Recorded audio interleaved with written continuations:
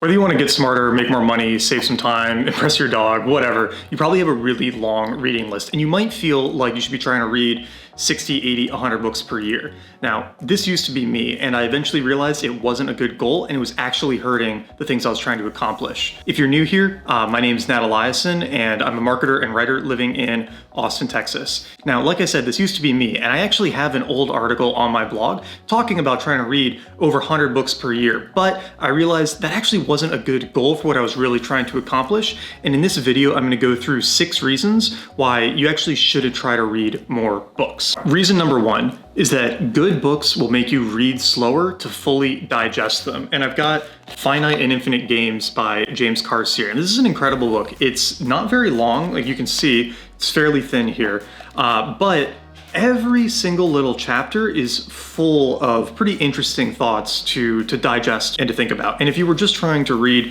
100 books a year and get through it, you could read the text on the page in a couple hours, but you'd be missing out on actually processing the book. Well, let's just take this first opening paragraph. There are at least 2 kinds of games. One could be called finite, the other infinite. A finite game is played for the purpose of winning, an infinite game for the purpose of continuing the play. It doesn't take very long to read, but it is something where just in that little section, it's captured a lot of the ideas of the book. And if you just kind of sped through and kept reading and didn't actually think about what does he mean by that? Why are there only 2 kinds of games? Like, what does it mean for a game to continue the play versus a game that you win? You might miss out on how important just that one idea is to the rest of the book.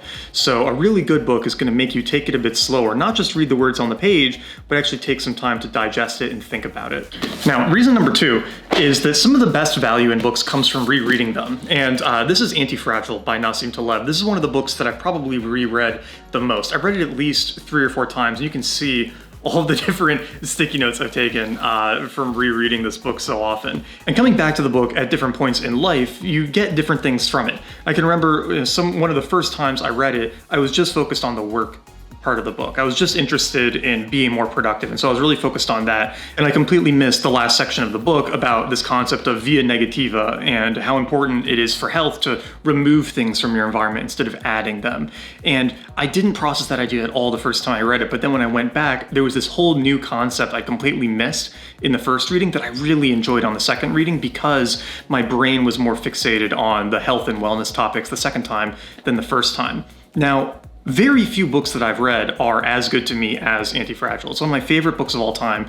And so the odds that a new book that I go read, whatever's on the pop business list this week, the odds that that book is going to be as good and as valuable as this book, and even just rereading it and getting the ideas into my head again, is very low. The other reason you might want to reread books is that sometimes all the other books in the same area are kind of derivative. So this is The 4-Hour Workweek by Tim Ferriss. I haven't read it in a long time, but when I read it in college, and I was just getting into entrepreneurship and trying to build a lifestyle business, it was extremely helpful for figuring out that process. But when I went to read a bunch of the other books that were kind of in that genre, they were all just kind of copying what Tim was saying, and I would have saved time if I had just reread this more times than if I had gone out and read all the other derivative books of it. So that's number 2, right? Is that some of the best value in a book come from rereading the books that have already had a really good impact on you. Let's go to 3, which is that some of the biggest value in reading a book comes from the notes that you take on it. Now you'll notice I don't have my sticky tabs here in Mastery because I read this on my Kindle,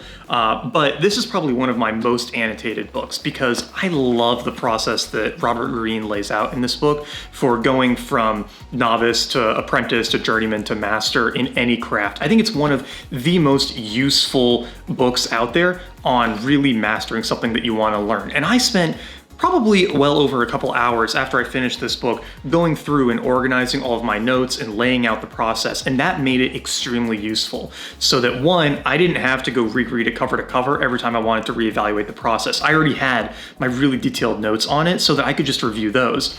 But it also made sure that I was reading it more deliberately. I wasn't just quickly going through it so that I could, check another book off my list so I could get to 100 books or whatever.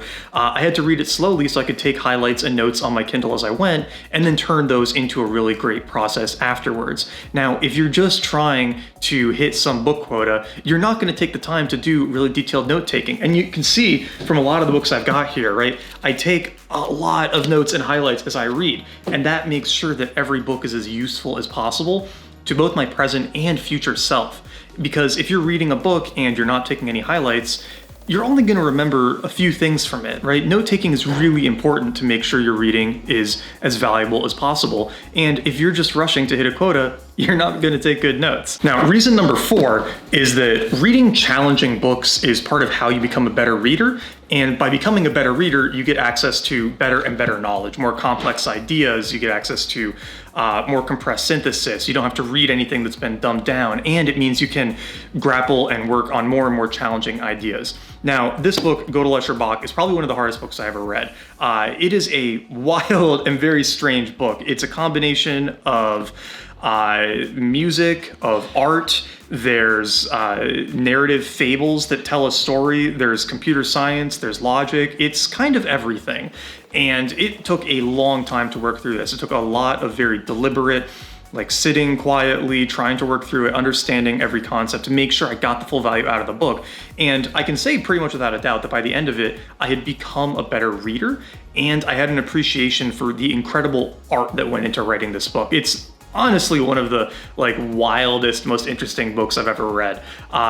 And if I was just trying to read 100 books a year, if I was just trying to get through a list as fast as possible, I wouldn't want to read more challenging books like GEB because that would slow down my progress, right? So that's reason number 4. You shouldn't try to hit your 100 book goal, is it's going to stop you from reading the more challenging ones that can really help elevate your reading education. Now, for number 5, I don't have an example here for reasons that'll make sense, which is you should quit books that aren't serving you. There are a lot of books out there that might be really popular because the author gained the New York Times list, or a lot of other people might recommend because they haven't read some of the other books you have, and then you pick it up and you start to read it and you go, this isn't very good. And I'm kind of surprised by how often that happens, especially with really popular books.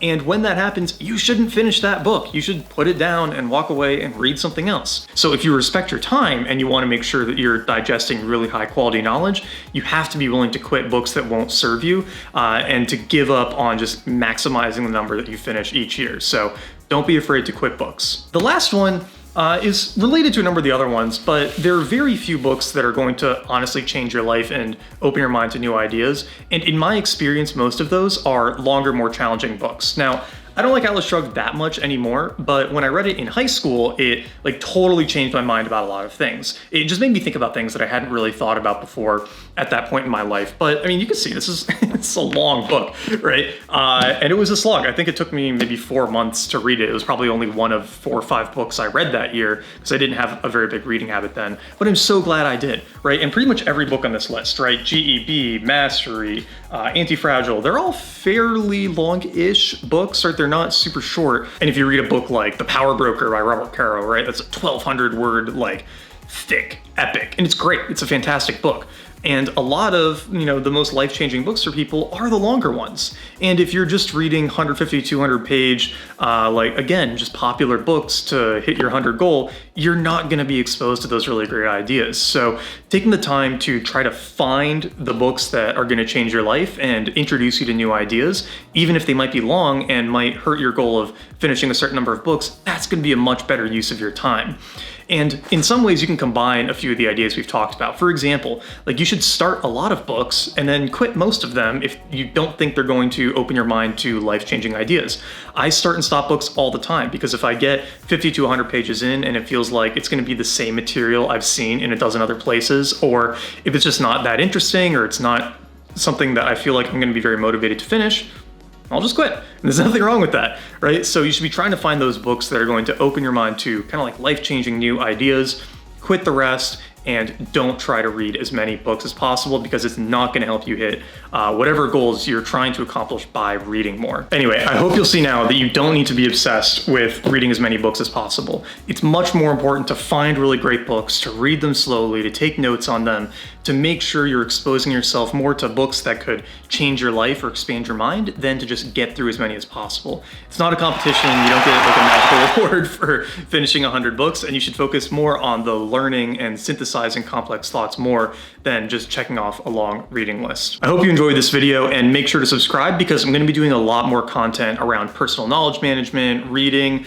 ideas from books, and things like that. And if you haven't watched it yet, I have another video you should definitely check out on making podcast listening more productive with audio highlighting. So I'll link that down below. Definitely go check that out if you're not currently highlighting your podcasts. It's a great way to get more out of them, and I'll see you in the next video.